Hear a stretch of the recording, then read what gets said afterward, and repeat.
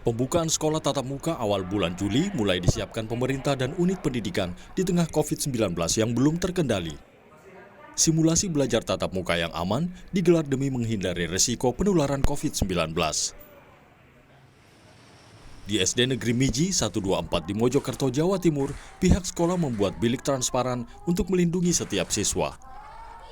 Bagi pemerintah pusat, vaksinasi tenaga pendidikan mulai 24 Februari lalu mendukung rencana pembukaan sekolah tatap muka di awal tahun ajaran baru. Menteri Pendidikan dan Kebudayaan Nadiem Makarim menyebut prioritas vaksinasi dan tahapan pembukaan sekolah tatap muka dimulai dari PAUD, SLB, SD, SMP, SMA hingga perguruan tinggi. Ini juga telah memutuskan bahwa misalnya sudah ada alokasi vaksin, yang akan kami prioritaskan itu yang jenjang lebih muda dulu, ya. Jadi jenjang SD, PAUD, dan SLB, baru ke SMP, SMA, SMK, baru ke perguruan tinggi. Kenapa kita melakukan itu?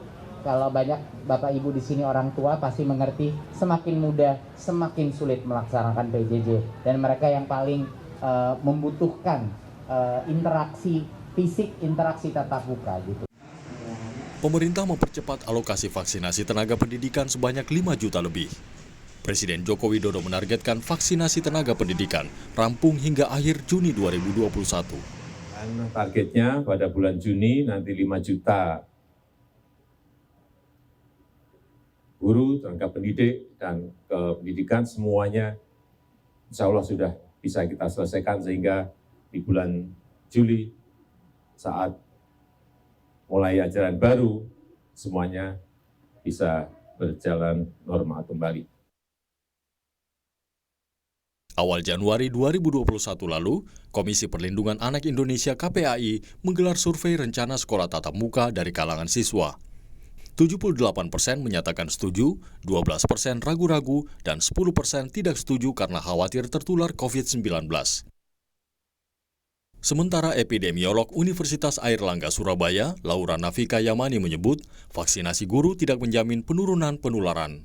Meski tidak 100% angka penurunannya, tapi sudah bisa mengurangi dengan adanya vaksin guru, kata Laura Nafika yang dikutip dari kompas.com. Pembukaan sekolah tatap muka sebelumnya telah dimulai sejumlah wilayah dengan protokol kesehatan ketat. Evaluasi penularan akan digelar 1 bulan sejak pembukaan sekolah. Tim Liputan, Kompas TV. Saudara, pemerintah memastikan sekolah tatap muka akan dimulai pada Juli 2021 mendatang. Rencana ini akan direalisasikan usai guru, dosen, dan para tenaga pendidik lain selesai mendapatkan vaksinasi corona. Apakah rencana membuka sekolah tatap muka sejalan dengan penanganan COVID-19 yang terus membaik di Indonesia? Kami akan bahas hal ini bersama dengan Ketua Komisi 10 DPR, Saiful Huda, serta Koordinator Nasional Perhimpunan Pendidikan dan Guru P2G, Satriwan Salim. Selamat malam Bapak-Bapak. Selamat malam Mbak. Saya ke Pak Satriwan dulu. Pak Satriwan, kalau dengan rencana pemerintah membuka kembali sekolah tatap muka di bulan Juli, artinya 4 bulan lagi, siap nggak sih sebenarnya guru-guru? Ya, terima kasih Mbak. Kalau kita berbicara psikologi guru secara personal gitu ya, tentu harapannya adalah segera untuk olah gitu. Karena kita satu sisi selama pembelajaran jarak jauh ini efektivitasnya memang tidak efektif lah gitu ya.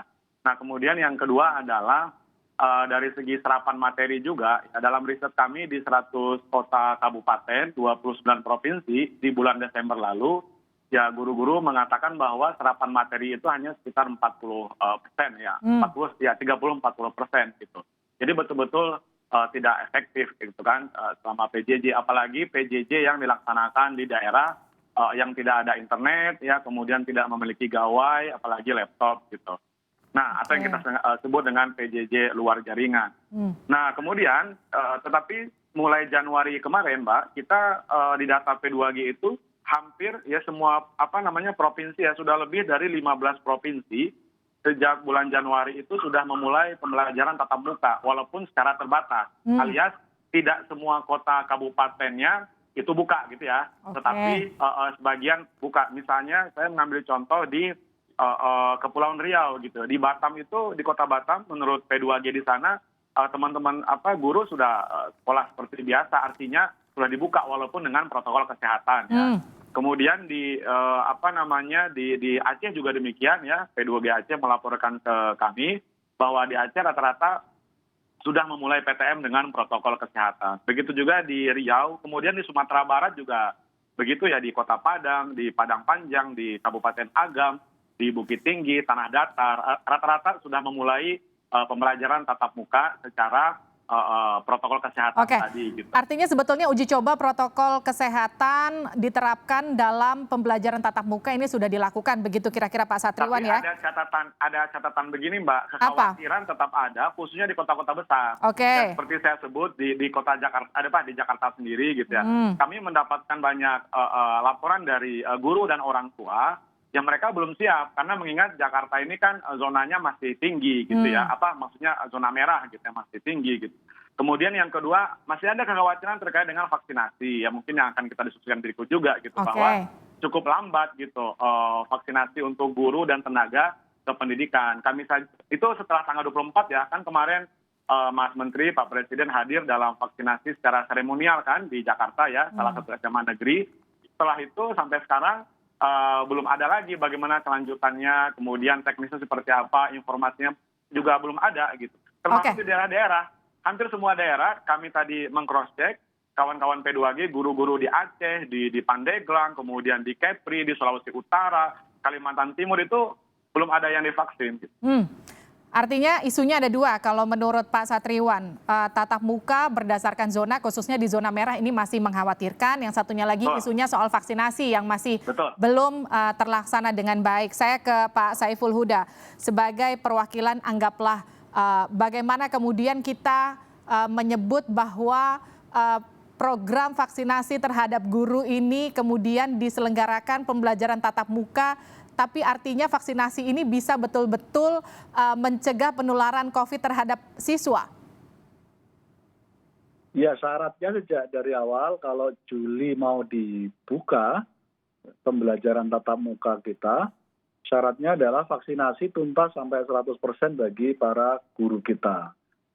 Nah, ini saja belum menjamin terkait dengan keamanan pelaksanaan pembelajaran tatap muka.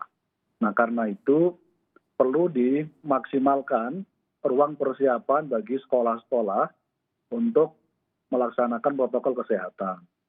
Nah, pada poin ini kita juga mendorong Kemendikbud untuk mengambil langkah inisiatif mana saja sekolah yang bulan Januari kemarin sudah tatap muka, mana yang belum, dan kendalanya apa, saya kira harus menjadi rentang kendali dari Kemendikbud dengan kepala dinas atau dinas pendidikan di kabupaten kota. Oke, Pak Saiful, tapi kalau tadi Anda juga sempat mengamini bahwa sebetulnya vaksinasi terhadap para tenaga pengajar ini tidak bisa mencegah 100% penularan COVID terhadap para siswa, yang kemudian ini juga nanti akan menjadi efek bola salju terhadap penyebaran COVID di Indonesia, nanti angkanya yang diprediksi akan terus meningkat. Ini kan juga diamini oleh epidemiolog UNER yang namanya Laura Nafika, vaksinasi guru ini tidak menjamin turunnya resiko penularan khususnya terhadap siswa. Artinya Anda juga setuju dong bahwa Juli besok belum waktu yang tepat untuk membuka sekolah tatap muka?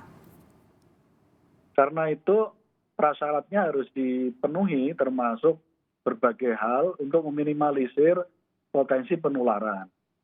Karena kalau kita membayangkan semua proses bisa maksimal, kayaknya bisa sampai 2 tahun ke depan, Mbak. Artinya menurut Anda sebetulnya asal bisa disiasati, protokol kesehatannya dijalankan sambil kita vaksinasi guru, pembelajaran tatap muka tetap bisa dilakukan pada bulan Juli mendatang, begitu maksud Anda? Nanti dijawab usai jeda di Sapa Indonesia Malam.